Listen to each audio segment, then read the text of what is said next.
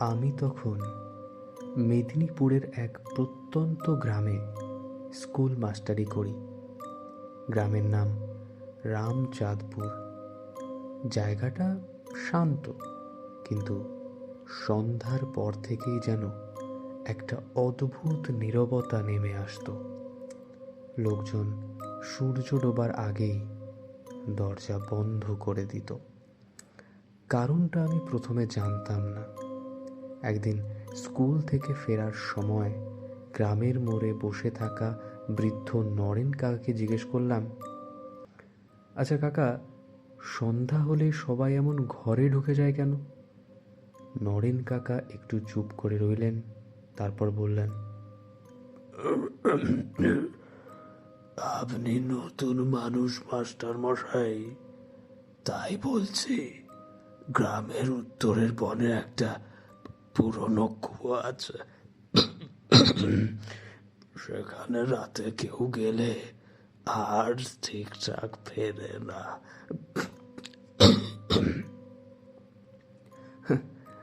আমি হেসে উড়িয়েই দিয়েছিলাম। কিন্তু ঘটনা শুরু হলো 3 দিন পরে। সেদিন রাত প্রায় 12টা। হঠাৎ বাইরে থেকে কুকুরের ভয়ানক চিৎকার শুনতে পেলাম। তারপর যেন কেউ কুয়োর ভেতর থেকে খুব আস্তে আস্তে মন্ত্র পড়ছে।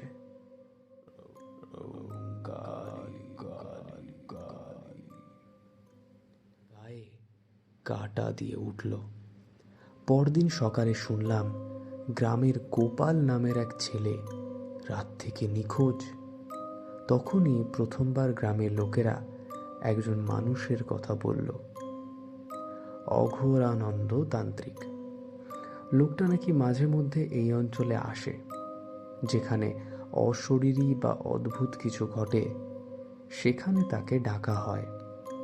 2 দিন পর সত্যিই তাকে দেখলাম। লম্বা শীর্ণ মানুষ, চোখ দুটো অদ্ভুত শান্ত, কাঁধে লাল কাপড়ের ঝোলা। গ্রামের মানুষ তাকে দেখে যেন একটু সাহস পেল। অঘোরানন্দ তান্ত্রিক সবার কথা শুনে শুধু একটা প্রশ্ন করলেন,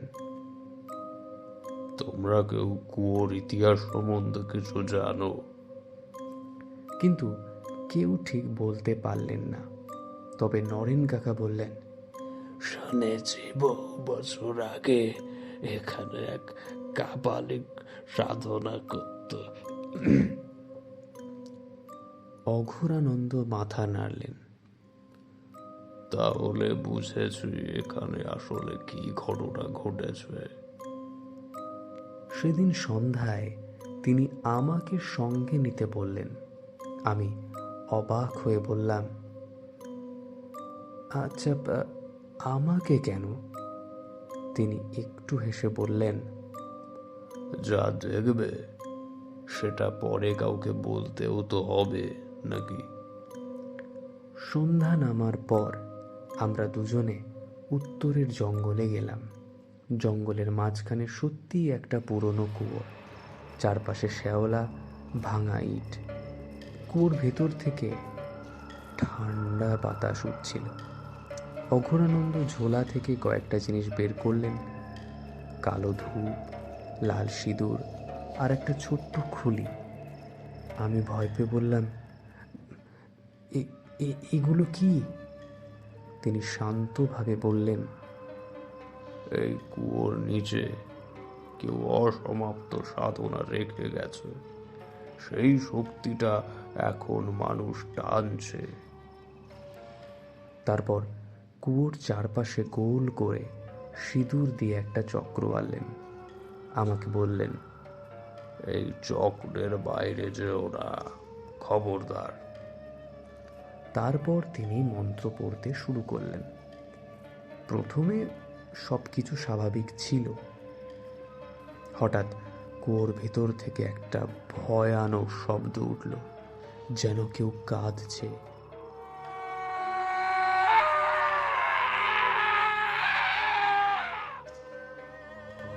ধীরে ধীরে একটা কালো ছায়া কুয়োর মুখে ভেসে উঠল। আমার গলা শুকিয়ে গেল। ছায়াটা মানুষেরই মতো, কিন্তু মুখটা অদ্ভুতভাবে বিকৃত। অঘোরানন্দ তখনও শান্তভাবে মন্ত্র পড়ছেন। ছায়াটা হঠাৎ চিৎকার করে উঠল,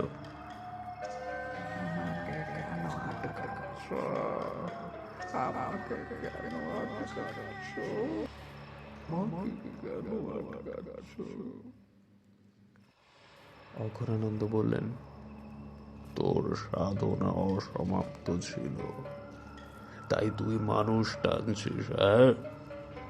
এসব একদম ঠিক নয়।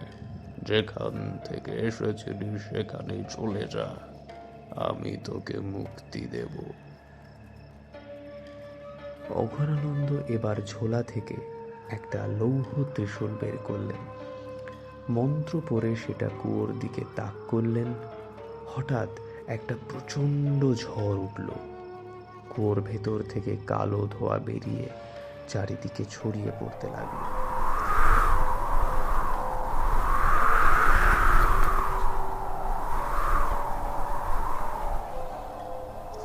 আমি প্রায় চোখ বন্ধ করে ফেলেছিলাম।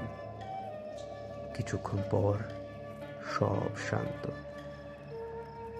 অঘোরানন্দ ধীরে ধীরে বললেন, শেষ, এবার সব ঠিক হবে। আমি কাপা গলায় জিজ্ঞাসা করলাম, ওটা ওটা ওটা কি ছিল? তিনি বললেন, একজন কাপালিক তান্ত্রিক সাধনা করতে গিয়ে মারা যায়। তার শক্তি কুয়োর সঙ্গে আটকে ছিল। আর আর এখন?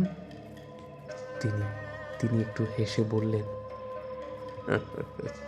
এখন সে মুক্তি পেয়েছে, আর সমস্যা নেই।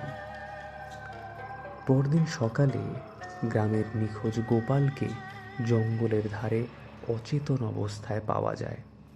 সে সে বেঁচে ছিল। আর আশ্চর্যের কথা, সেই রাতের পর থেকে কুয়োর ভেতরে আর কোনো শব্দ শোনা যায়নি। অঘোরানন্দ তান্ত্রিক ভোরের আগেই গ্রাম ছেড়ে চলে গিয়েছিলেন। শুধু যাওয়ার আগে আমাকে একটা কথা বলেছিলেন, শোনো, মনে রাখবেন মাস্টার মশাই, সব অশরীরী শক্তি খারাপ নয়। কখনো কখনো তারা শুধু মুক্তি পেতে চায়। আজও মাঝে মাঝে রাতে ঘুম ভেঙে গেলে মনে হয় দূরে কোথাও যেন সেই কুয়োর ভেতর থেকে খুব আস্তে আস্তে মন্ত্র ভেসে আসছে।